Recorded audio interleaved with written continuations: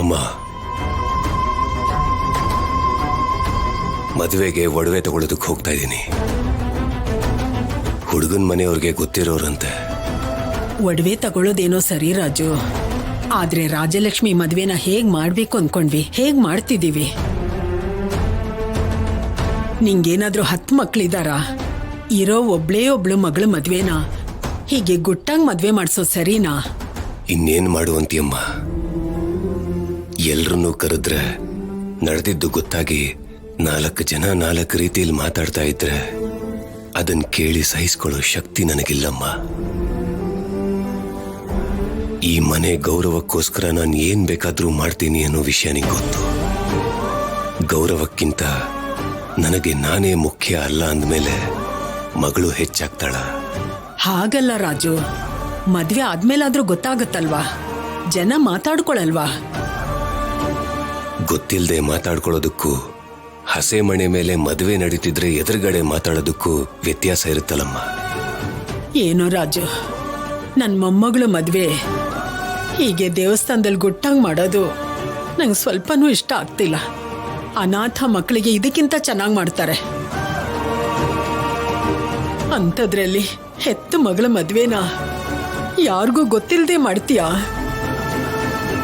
ತಲೆ ಎತ್ಕೊಂಡು ಮದುವೆ ಮಾಡುವಂತ ಪರಿಸ್ಥಿತಿ ಇಲ್ಲ ಅಲ್ವೇನಮ್ಮ. ತಲೆ ತಗ್ಗಿಸ್ಕೊಂಡು ಕೂಡ ಮದುವೆ ಮಾಡಕ್ಕಾಗಲ್ಲ. ಅದಕ್ಕೆ ಯಾರಿಗೂ ಗೊತ್ತಾಗ್ದ ಹಾಗೆ ಮದುವೆ ಮಾಡಬೇಕು ಅಂತ ನೋಡ್ತಾ ಇದ್ದೀನಿ. ರಾಜು, ನೀನ್ ನಿಂತಿದ್ರೆ ನಿನ್ ಎದುರಿಗೆ ಬಂದು ಮಾತಾಡೋ ಧೈರ್ಯ ಯಾರಿಗೂ ಇದೆ? ಇಲ್ಲಿವರೆಗೂ ಇಲ್ದೇ ಇರೋ ಧೈರ್ಯನ ಈಗ ಕೊಡಕ್ಕಾಗಲ್ಲ ಅಲ್ವೇನಮ್ಮ. ಯಾರೋ ಒಬ್ಬ ನನ್ನ ಬಗ್ಗೆ ಅಥವಾ ನನ್ನ ಮಗಳ ಬಗ್ಗೆ ಏನೋ ತಪ್ಪಾಗಿ ಮಾತಾಡ್ತಿದ್ರೆ ಕೇಳ್ಕೊಂಡಿರಕ್ಕಾಗತ್ತಾ? ಏನ್ರಿ, ನಮ್ ರಾಜಿನೂ ಕೂಡ ಜೊತೆ ಕರ್ಕೊಂಡು ಹೋಗೋಣ. ಅವಳಿಗೆ ಇಷ್ಟವಾದ್ದನ್ನ ಅವಳು ತಗೊಳ್ಳಿ.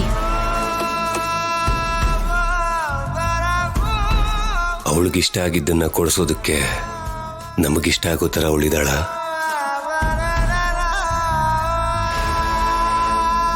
ಅವಳಿಗಿಷ್ಟ ಆಗುತ್ತೋ ಆಗಲ್ವೋ ಅಂತ ಯೋಚನೆ ಮಾಡಿ ಕೊಡಿಸೋ ಅಂತ ಅವಕಾಶನ ಅವಳೇ ಕಳ್ಕೊಂಡಿದ್ದಾಳೆ.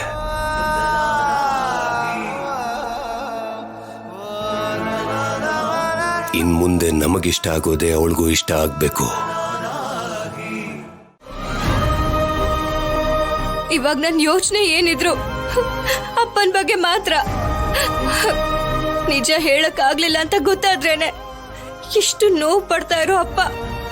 ನಾಳೆ ಪ್ರಶಾಂತ್ ನಿಜ ಸ್ವರೂಪ ಗೊತ್ತಾದ್ರೆ ಏನಾಗ್ಬೋದು? ಅದಕ್ಕೆ ಅಪ್ಪನ್ನ ಕಾಪಾಡ್ಕೊಳ್ಳೋದಕ್ಕೆ ಆ ಪ್ರಶಾಂತ್ ಎಂತ ಕೆಟ್ಟವನು ಅಂತ ಗೊತ್ತಾಗೋ ಹಾಗೆ ಮಾಡ್ಬೇಕು. ಅದು ಅಷ್ಟೊಂದು ಈಸಿ ಅನ್ಕೊಂಡಿದ್ಯಾ? ಈಗಾಗ್ಲೇ ಅಪ್ಪ ನನ್ನ ಬಗ್ಗೆ ಸಂಕಟ ಪಟ್ಟಿರೋದು ಸಾಕು. ಇನ್ನೊಂದ್ಸಲ ಅವ್ರಿಗೆ ಇಂಥ ಪರಿಸ್ಥಿತಿ ಬರಬಾರ್ದು ಅಂದ್ರೆ ಆ ಪ್ರಶಾಂತ್ ಎಂಥವನು ಅಂತ ನಿರೂಪಿಸೋಂತ ಆಧಾರನ ನಾನು ಹುಡುಕ್ತೀನಿ. ಅಪ್ಪಂಗೋಸ್ಕರ ಹೇಗಾದ್ರೂ ಅದನ್ನ ಮಾಡ್ತೀನಿ. ಎಲ್ಲಿ ಅಂತ ಹುಡುಕ್ತ್ಯಾ? ಮದ್ವೆಗೆ ಇನ್ನು ಜಾಸ್ತಿ ಟೈಮ್ ಇಲ್ಲ. ಅದೇ ನನ್ಗೂ ಇರೋ ಭಯ. ಮದ್ವೆ ನಡೆಯೋಷ್ಟ್ರಲ್ಲಿ ಅಪ್ಪಂಗೆ ಆ ಪ್ರಶಾಂತ್ ಎಂಥವನು ಅಂತ ಗೊತ್ತಾಗೋ ಹಾಗೆ ಮಾಡ್ಬೇಕು. ನನ್ ಮಗಳಿಗೆ ನಾನು ಅನ್ಯಾಯ ಮಾಡ್ಬಿಟ್ಟೆ ಅಂತ ನಮ್ಮಪ್ಪ ಬೇಜಾರ್ ಮಾಡ್ಕೊಳ್ಳೋ ಪರಿಸ್ಥಿತಿ ಬರಬಾರ್ದು. ಸತ್ಯ ಹೇಳಿ. ರಾಜಿ ಸತ್ಯ ಹೇಳಿದ್ರು ಕೂಡ ರಾಜಿ ಹೇಳಿದ ಮಾತುಗಳನ್ನ ಅವರಪ್ಪ ನಂಬಲೇ ಇಲ್ಲ. ಅದೆಲ್ಲ ಸುಳ್ಳಲ್ವಾ? ಅದನ್ನ ಹೇಗೆ ನಂಬ್ತಾರೆ? ನಾನ್ ನಂಬುತ್ತೀನಿ ಅದನ್ನ.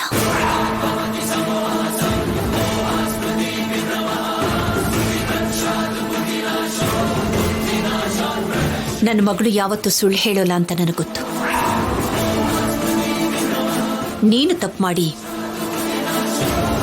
ಆ ಅಪವಾದನ ಶೌರ್ಯನ ಮೇಲೆ ಹಾಕಿದ್ಯಾ ಅಂತನೂ ಗೊತ್ತು. ಏನೋ ನಿನ್ನ ಅದೃಷ್ಟನೋ ಇವರ ದುರಾದೃಷ್ಟನೋ ರಾಜಿ ಹೇಳಿದ ಸತ್ಯನೆಲ್ಲ ಇವ್ರು ನಂಬ್ತಾನೆ ಇಲ್ಲ. ನಂಬುದ್ರು ಬಿಟ್ರು ಅದು ನಿಜನೇ ಅಲ್ವಾ? ಸತ್ಯ ಅನ್ನೋದು ಬೂದಿ ಮುಚ್ಚಿದ ಕೆಂಡ ಇದ್ದ ಹಾಗೆ. ಭೂಮಿ ಒಳಗಡೆ ಬೀಜ ಬಿತ್ತಿದ್ರು ಆ ಬೀಜ ಮೊಳಕೆ ಹೊಡೆದು ಒಂದಲ್ಲ ಒಂದಿನ ಭೂಮಿ ಮೇಲೆ ಬರಲೇಬೇಕಲ್ವಾ?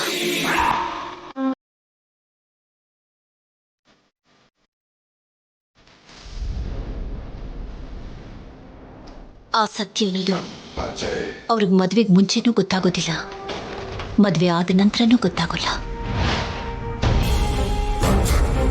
ಆದ್ರೆ ಗೊತ್ತಾದ ದಿವಸ ನಿನ್ನನ್ನು ಯಾರಿಂದನೂ ಕಾಪಾಡೋಕ್ಕಾಗಲ್ಲ. ಅದರಲ್ಲೂ ಕೂಡ ತನ್ನ ಮಗಳ ಜೀವನನ ಹಾಳು ಮಾಡಕ್ ಹೊರಟಿದ್ದ ಒಬ್ಬ ಕಾಮಿ ನೀನು ಅಂತ ಗೊತ್ತಾದ ದಿವಸ ಅವರಿಂದ ನಿನ್ನನ್ನು ಕಾಪಾಡೋದಕ್ಕೆ ಯಾರ ಕೈಲೂ ಸಾಧ್ಯ ಇಲ್ಲ.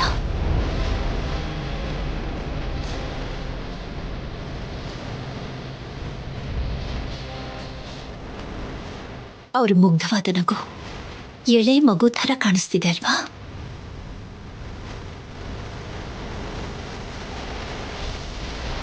ಒಂದು ಸಲ ಸ್ವಲ್ಪ ಆ ಕಡೆ ನೋಡು.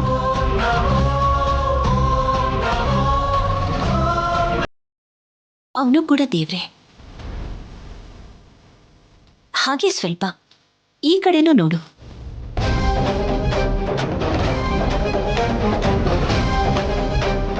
ಅವನು ಕೂಡ ದೇವ್ರೆ. ನೀನು ಮಾಡಿದ ತಪ್ಪು ಗೊತ್ತಾಗೋವರೆಗೂ ಅವರು ಹೀಗಿರ್ತಾರೆ.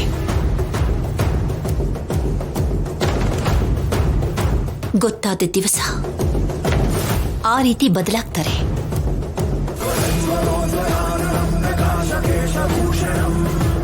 ಎದೆನ ಸೀಳಿ ರಕ್ತ ಕುಡಿಯೋ ನರಸಿಂಹನ ಅವತಾರವೇ